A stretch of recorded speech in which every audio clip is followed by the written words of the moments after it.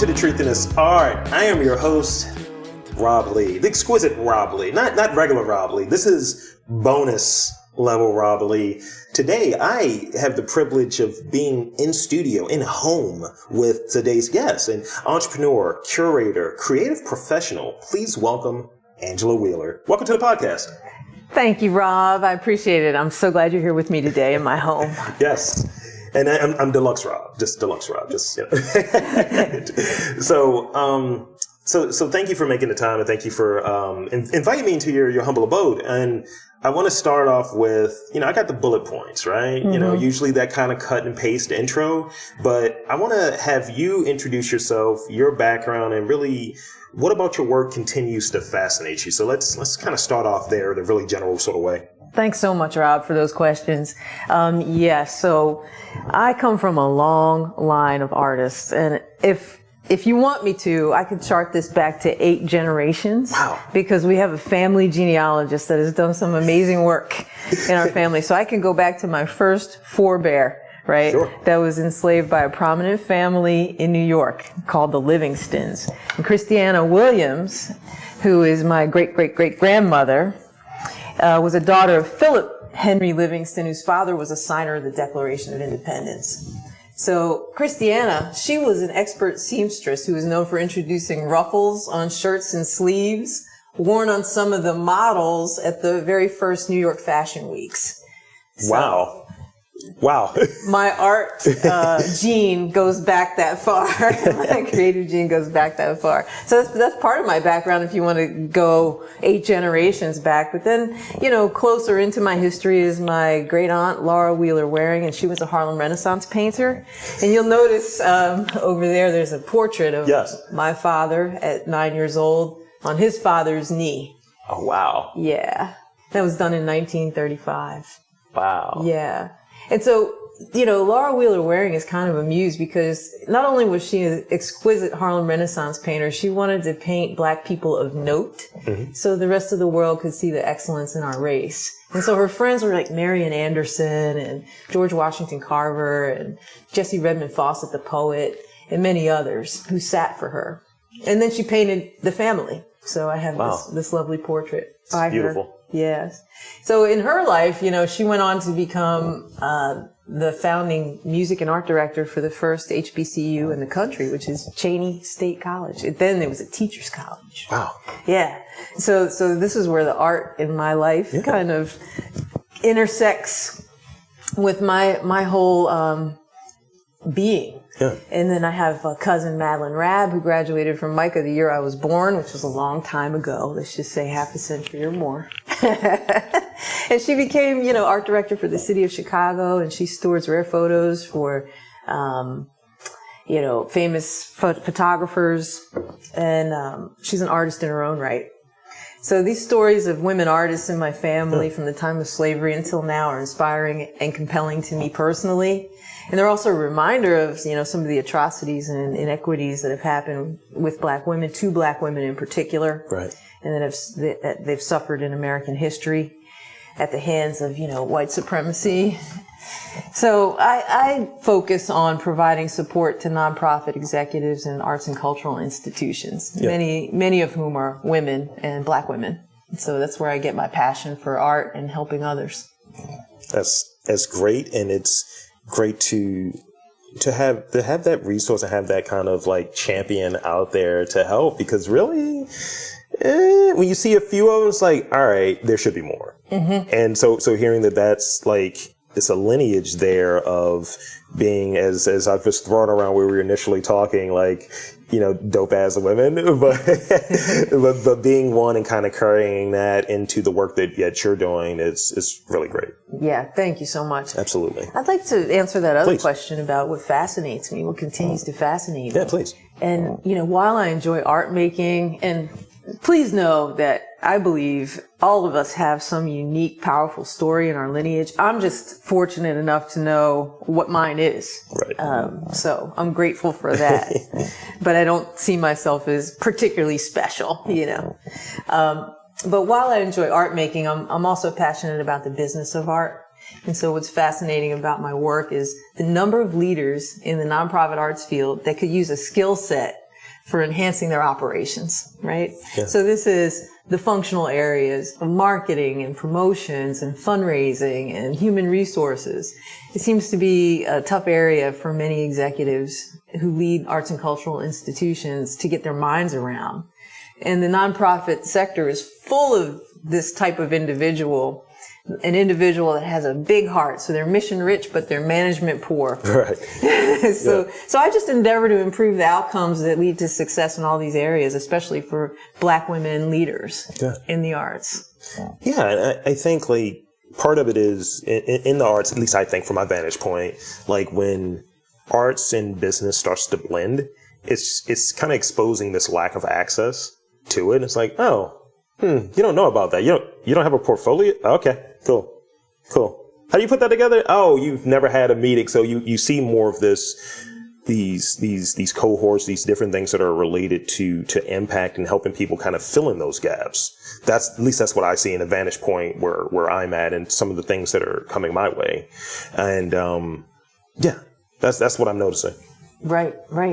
So the bottom line for me is, just enriching the careers and the mission and outcomes for the region's arts administrators of color. That's important to me. Yeah. And it remains fascinating to me, just like how just a touch of discipline in these functional areas leads to quantum outcomes, like improved outcomes. It can make a major difference for getting resources to fund their mission and, just make key moves that bring an organization forward to help more people. So I started a business to do just that. A Wheeler Consulting was established in 2016, and I've helped plenty of arts organizations in Baltimore, including the Peel Museum, which is the first purpose-built museum in America, right here in Baltimore. Yeah. It's a little-known fact. It's a fun fact.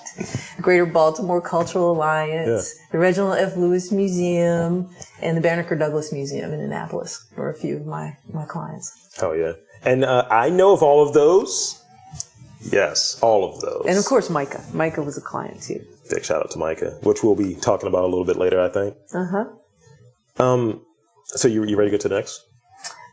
Sure. Yeah, let's do it. So I read that your background was in publishing before going into the nonprofit fundraising sector. Tell me more about your publishing career. What prompted that change?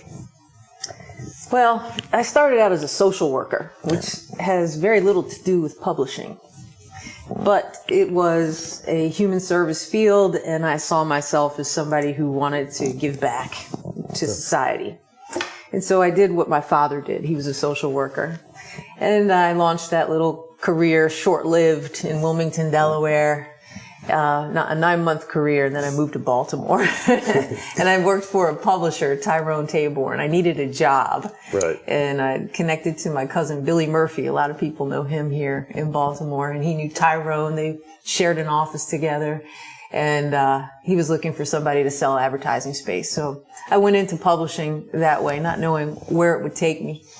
The common thread between social work and publishing and fundraising is that they all had a nonprofit spin, a community service element to them. Sure. So the publications I was selling advertising space in for Tyrone helped provide career advice to African American STEM students who wanted to get into corporate America. Yeah, and then from there I went to Science Magazine and sold advertising space, and the National Society of Black Engineers. I became their publisher for 5 titles that they produced. Really? Yeah. Nice. And then I had my own magazine called Who Cares? The Toolkit for Social Change. And that was all about social entrepreneurship. Which is a term that we hear a lot more now. Yes. You were in it early, though. I was in it very early in the 1990s. Yeah, there's a magazine question I got for you later that I think you might enjoy. I think we watched some of the same shows. I'll just put it that way. That's possible. I'd be interested to hear what you're watching. So, let's see. So I read that projects incorporating greater equity and inclusion, particularly with African Americans, is your focus. You've touched on it earlier when we were kind of describing it. It's like that's the through line, right? Mm-hmm. Is there a particular activity in your work, like over your time in being involved, that particularly has like fond memories? Like I remember doing this thing. This is great. Or word. Yeah. Tell me about that. That's an easy one, Rob. Okay. So I worked at the Baltimore Symphony Orchestra. BSO. The BSO. And of course, that's a cultural anchor here in the city. And they were having trouble attracting new audiences. You know, the city demographic is 65% African American.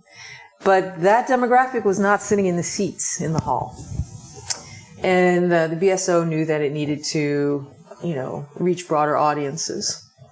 And we came up with an idea to feature a African American orchestra under the leadership of Darren Atwater, who was the composer and founder. Mm-hmm. And to have concerts on stage of African American orchestral musicians, symphonic musicians. There's only 2% African American symphonic musicians in the country. It's a small number. Yeah. So he was able to create this display on stage of people of color who were playing, symphonic instruments, about 80 strong. Nice. Yeah. And chorus, with chorus. So the Morgan State University chorus came to perform with Soulful Symphony. Go Bears. Yeah. And they had an interesting genre, which was combining blues, jazz, and symphonic music for orchestra and chorus. Oh. And great headliners that would come as guest artists, like Mesa Leak. Yeah. Formerly from Incognito, right? Wynton Marsalis. And of course, that Morgan State Choir, they're known worldwide. So what happened was, in the Symphonic Hall, the audience was 90% African American. I don't think that ever happened before. And it was like a Harlem Renaissance, 21st century style at the BSO. And that effort one night led to eventually a 3-year concert series. Wow. Yeah, with 4 concerts per year. And then that model went to the Hippodrome for another 3 years. It was exciting because I got to combine all those energies that I love, the social, the cultural, the food and the drinks. I love that. I'll tell you about it off mic. I have a little thing that I'm looking at that kind of, it has some similarities there in just being able to combine passions together. And it's I help with this. I did this. This is an idea that was here, almost like chasing a whimsy. Mm-hmm. It's that's real now. And it has to have some fondness there. It's no, just from here to here. Right. Musically. So, there's the Micah connection, right? As we were talking about earlier. And I read that Micah's mission is to make the world we imagine can be a grand pursuit. So how do you check in with yourself regarding impact, and how do you rein things in when a goal becomes maybe a little too big or what have you? Because we all have grand desires. True. We all want to save the world. True. Make the better mousetrap. I don't know. We all want to do these really grand things. So sometimes it's you need to check back in and make sure you're on that path, or make sure that goal doesn't maybe need to be revised. So tell me about that. Mm-hmm. Well, that's a tough question because I tend to want to go for the big idea and go until I can't anymore. But training other leaders to learn how to step back and reflect and be more strategic in their thinking and actions is what I'm about today. So I don't run myself ragged. I call that nonprofititis. Well, you'll do anything to get the job done, even if it's a crazy thing. I'll get rid of a leg, do more with less. Yeah. And I did it, and I saved the world. That's a mentality we have in nonprofit. But I've learned that a more critical and strategic approach, at the end of the day, works better than all my hard work in vain. Mm-hmm. So I just try to take big goals in bite-sized pieces, and that tends to work for me. And I remind myself sometimes that just helping one person through my work is enough, and that one person could change the course of history. Yeah. Yes. Also, I believe, too, that, creativity here in Baltimore is one of the city's greatest traits, and Micah is leveraging all those resources of this artistic community to develop the greatest innovators of our time. Yeah. And we have, Amy Sherrill to point to, and Jarrell Gibbs, and then some others that haven't made it into the worldwide mainstream media that are doing powerful work now. Yes. I think Baltimore is probably the hotbed for from which all Black creative talent will spring, but the rest of the world doesn't know it yet. Yeah. And I think one of the chief things that I try to accomplish with this podcast is, yo, you should know about this. Like, why don't you know about this yet? What are you doing? Right, Rob, we are aligned. Yes. And I think that's really, really big. And it's a thing that, in a concerted effort to shift it, like, we hear so much about all these other things that, sure, they're parts of any city, but the creativity that's here, the concentrated creativity that's here, like, we don't talk about that nearly enough until someone crosses over and in that mainstream kind of conversation. But it's a lot of people here that are doing just great stuff from various walks of life. Very strong DIY community here. Micah's like one of the best, if not best, art schools that I am aware of. Mm-hmm. And it's just concentrated, but it's not talked about nearly enough. And there should be more stuff coming out of here. And hopefully conversations like this help with that. Absolutely. You know, Joy Scott is a Micah grad. Yeah. Yeah. And my friend Valerie Maynard, yeah, who's a wonderful sculptor and printmaker, she got an honorary doctorate degree from Micah last year. So more Black women artists from Micah absolutely are coming to the fore. Absolutely. So I want to go into this one. I'm going to skip the next one because, you know, we like to have structure here. We're going to skip this next one. I'm going to go to this one about navigating and traveling, which I think is interesting. So how do you navigate when you're traveling to a new city? Because I always like to hear what a creative has to say about this. What are you looking to spend time doing, and what are you observing when you go to a new city? How do you get that temperature? Good question. You know, I'm totally in my artist mode when I travel. Mm-hmm. I'm in another city, and I'm approaching it with a very loose plan.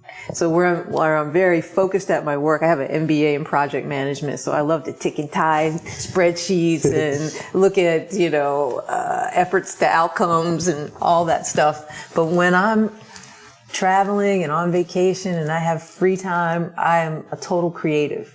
So I observe, like, right now, now that it's spring, just buds blooming on the trees, young people in love and in like, people taking selfies, how people live in and outside their neighborhoods. And it's just amazing what people can do to survive.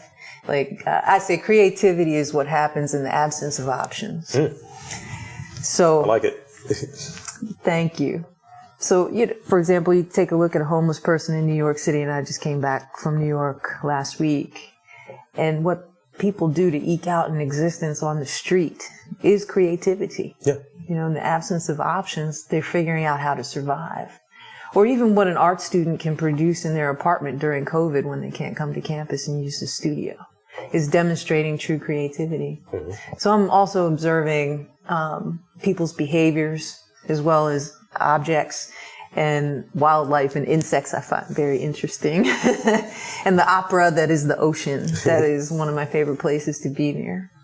But when I'm touching down in a city, just to get back to your question, Google Maps, a Google Translator if I'm in another country.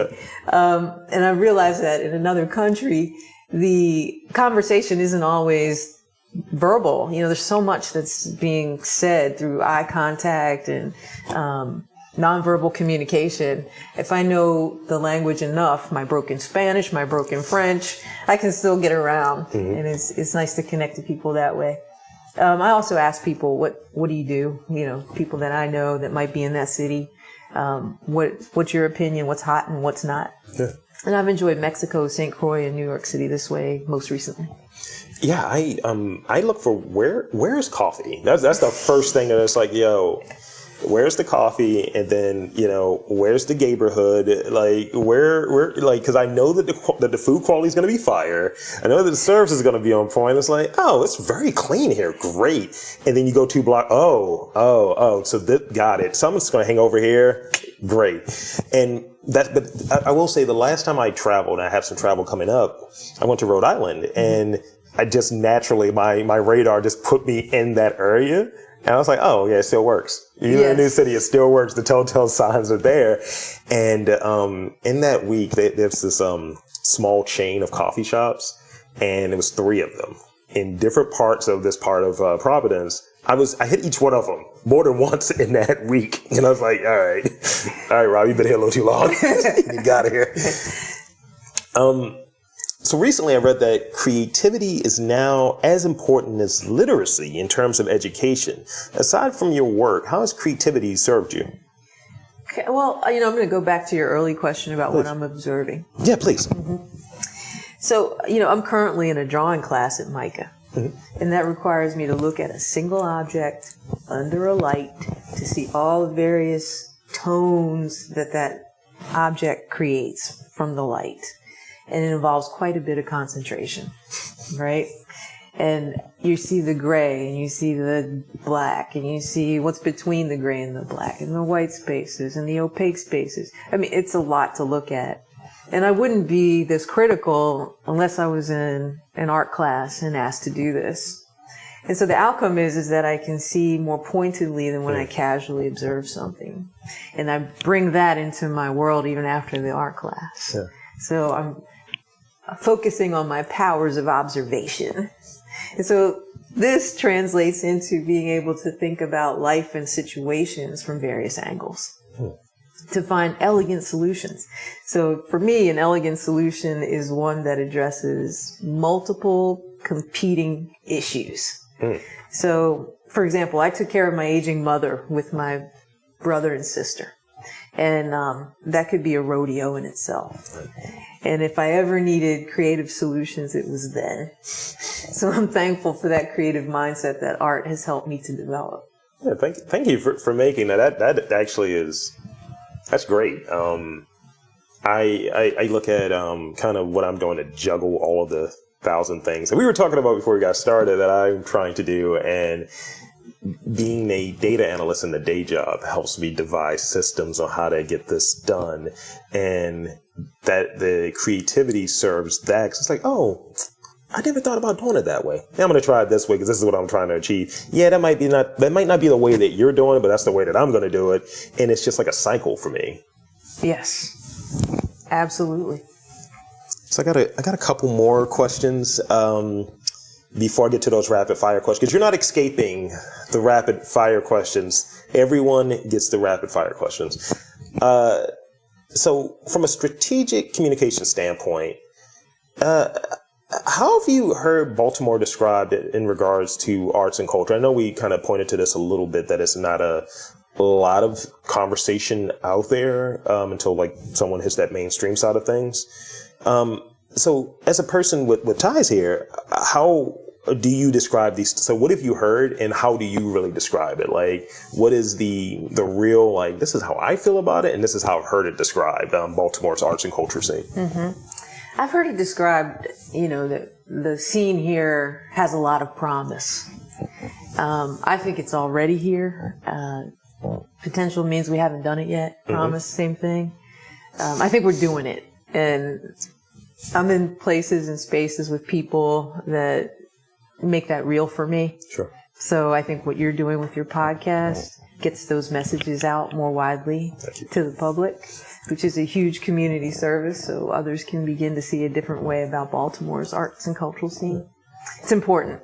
And as I said before, the creativity here is, on and popping. There's so many amazing artists here that are doing great work. So, Artscape, right? That has been a landmark event for Baltimore for many years. In fact, we were in, I believe, U.S. News and World Report as one of the top arts and cultural events in the country, and noted as the largest. So with that kind of publicity, it brings people to the city, and we can share this idea of all the wonderful talent that we have in our arts and cultural scene. So I hope it comes back in full form. Yeah, absolutely. That's the thing that I really want to see. And I think that, being here, it's like you have to go to it. You have to at least pop over briefly. And I remember at a point, I just wasn't as dipped and baked into it and not really knowing a lot of creatives. I was just kind of doing my own thing and almost taking it for granted. It's like, it'll always be there. And then with the pandemic and it not being there, it's like, oh, okay, I'm looking for Artscape. Where's Artscape? Right. Yeah. Yeah. So this next one is a real quick one, and then they have like the real one to kind of bring everything home or what have you. What's a telltale sign, from your standpoint, what's a telltale sign for determining someone's character? I like to believe what people do more than what they say. I have a good friend, he says, I'd rather see a sermon than hear one any day. That's kind of me. Yeah. That's how I feel. I can tell how a person behaves by their behavior. Yeah. So I'd rather see them behave than have them tell me who they are. It's not the public relations piece, you know? It's like, yeah, this is the type of person I am. It's like, you keep doing the opposite, though. Right. You said you're a vegetarian. You are eating a steak. That is a steak, fully. Might be a character issue. Also, humility is a wonderful trait. Oh, I have no humility. I'm not humble, got nothing. It's just never lost. I've never lost. Always win. No, stupid. Lastly, and because I think we've had a few conversations before this one, and I thought this one would be very apt for you, and for me, because I have a little background in nonprofit as well. How do we fit Blackness into the nonprofit infrastructure?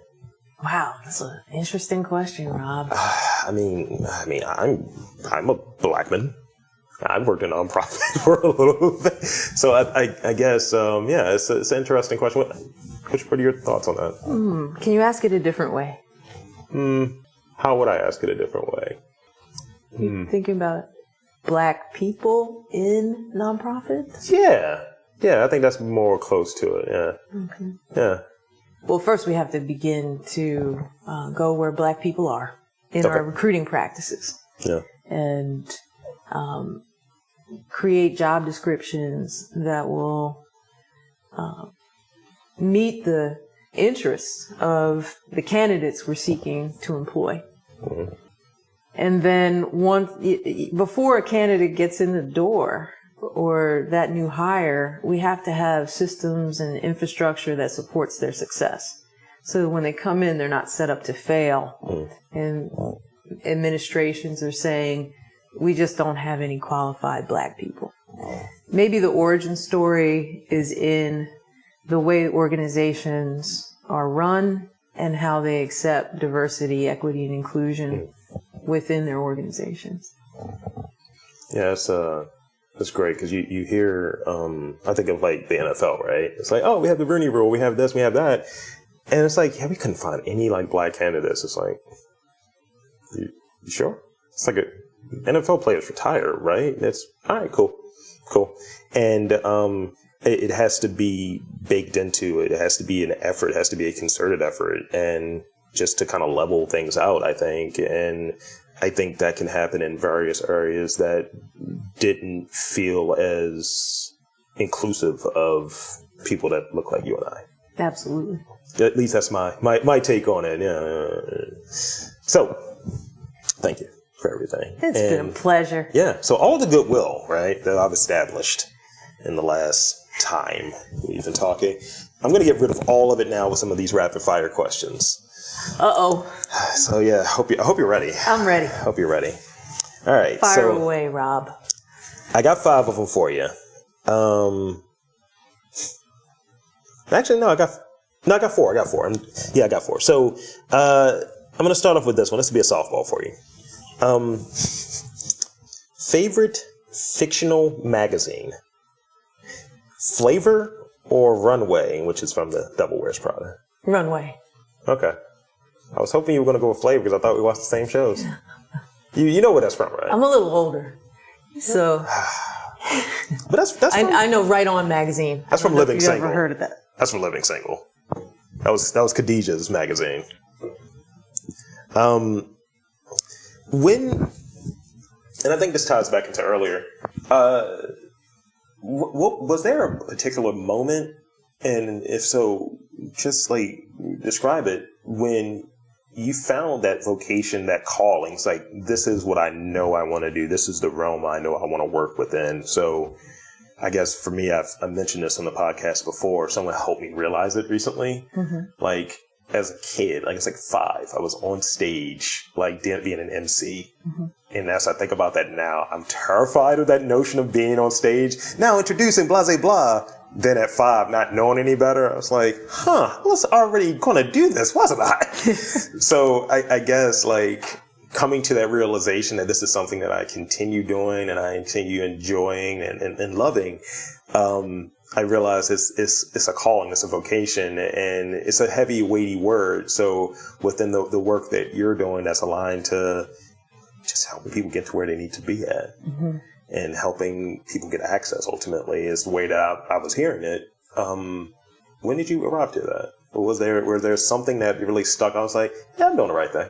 Well, it came kind of late for me. Back to your earlier question about the magazine publishing, I felt like I needed to be more in a direct service role with people. Sure. But the social worker piece, it was too much paperwork and people don't move quickly. And I wanted to see more action and completion. And I went into the business side of nonprofit to be able to do that. So the fundraising piece lets me meet people who are being served by my fundraising, and I can actually see their lives improve when they have resources. So that's where I ended up getting to. But I was a late bloomer. I didn't know that that's what I wanted to do. I kind of fell into it. I lived my way into the answer. I did have a mentor at one point when I was running my publication in DC, Who Cares, who saw my talent for grant writing and working with people, and she said, you could do anything. You may want to look into, professional fundraising. And I did, and that's where I've stayed. Yeah, her name was Lisa Sullivan. That's great. That's great. I remember when I was at Morgan, shout out to the Bears. I did this. It was this job fair, and I remember someone came to me. It was a person from I'm blanking on the lady's name, unfortunately, but she worked at Verizon, and that was ultimately where my first job would be at. And she just looked at me. She was like, "You're a marketing person." And I was like, "Hi, my name is Rob." She didn't know me from anything, but just based on how I presented myself, how I came in there, and I guess because I'm 6'4", and I read something about marketing people being tall, I guess, I don't know, at least at that time. And she was like, "No, you're a marketing person," just off the rip.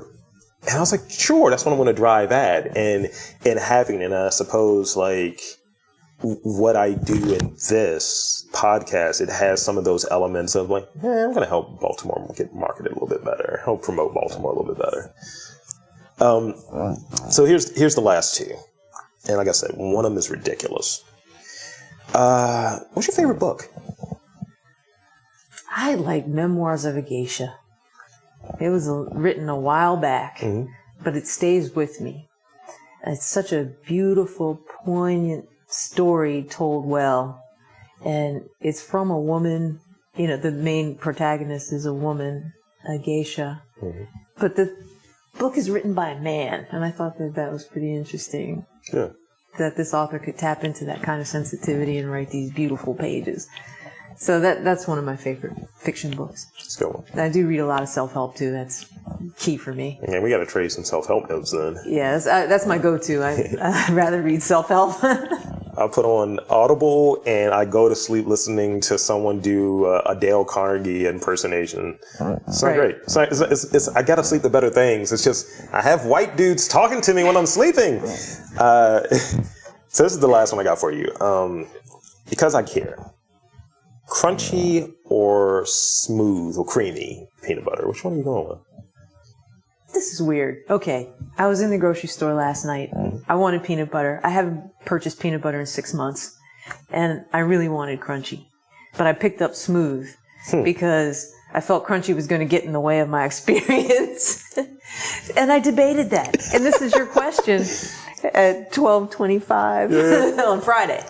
Yeah. I mean, peanut butter is a political topic for some people, and so if you're between, so you can kind of go both ways with it, with the crunchy or peanut butter, depending on what the experience is going to look like. So within that experience, this is a sub question.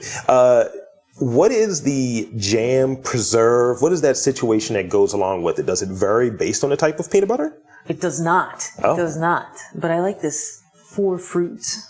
Okay. Do you know what I'm talking about? I do. It's a French kind of. preserve. It's delicious. It's delicious.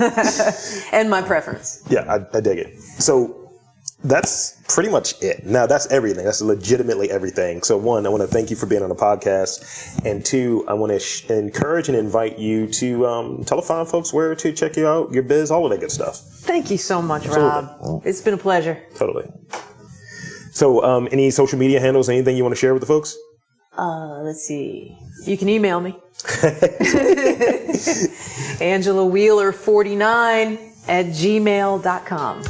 So there you have it, folks. I want to again thank Angela Wheeler for coming on to the podcast. And I'm Rob Lee saying that there's art, community, fundraising, everything, just culture in and around Baltimore. You just got to look for it.